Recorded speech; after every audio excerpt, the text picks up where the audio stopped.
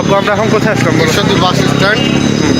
আমরা হ্যাঁ আমরা কালকে কুষ্টিয়া যাব, আমাদের কিছু পার্সোনাল কাজ আছে, তো আমরা তারই খোঁজ দিতে আসছি যে আমরা কি দাসুরিয়া যেতে হবে না আমরা এখান থেকে উঠতে পারবো।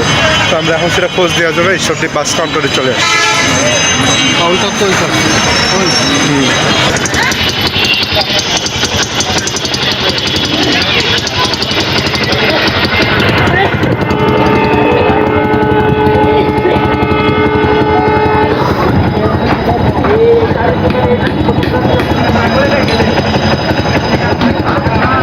আমি আশা করছিলাম হয়তো দাসুরিয়া থেকে এখান থেকে হয়তো বাস পাবো কুষ্টিয়া, কিন্তু এটা হলো না। আব্বুর কথায় রাইছিল, আব্বু এখানকার মানুষ সবই জানে দাসুরিয়ায় যেতে হবে। দাসুরিয়ার থেকে যেটা ওই রংপুর, দিনাজপুর প্লাস রাজশাহী থেকে অনেক গাড়ি বাসগুলো আসে, ওই গাড়িতে দাসুরিয়ার থেকে যেতে হবে কুষ্টিয়া, যেটা তোমার যশোর, বেনাপোল, হ্যাঁ ঝিনাইদহ যেগুলো যায় ওইটাতে যেতে হবে। হ্যাঁ এখন হচ্ছে আমি একটু দেখি যে সিএনজি যায় কিনা, সিএনজি দেখি বা মাইক্রো দেখি যায় কিনা, আর না হলে বাস তো আছেই দাসুরিয়া যায়, ওটা কোনোটা আছে প্ল্যান বি, প্ল্যান এ দেখি কী হয়।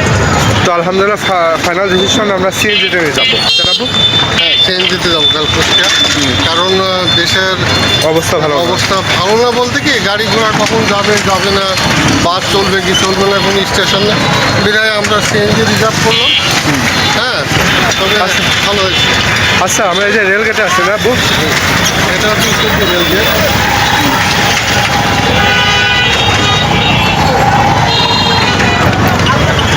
আমরা রেলগেটের মাঝখানে আছি।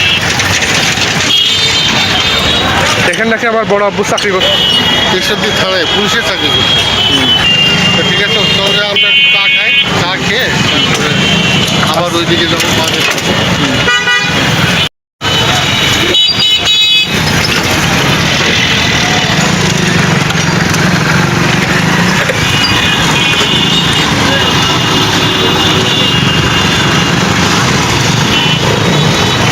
মাঝখান দিয়ে হেঁটে যাচ্ছে আমি আর আব্বু।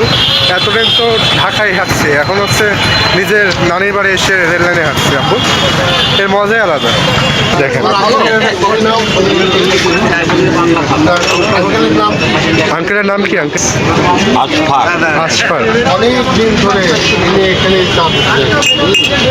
তুমি তো প্রায় এখানেই খাও। হ্যাঁ সবজির ভালো চা হয় এখানে, রেল গেটের মধ্যে।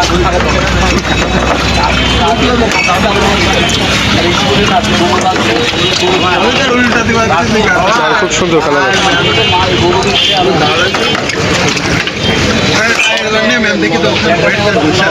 ভালোই হবে, ভালোই হবে না এখন হবে না, দোকান এই বেলা শুনে সমস্যা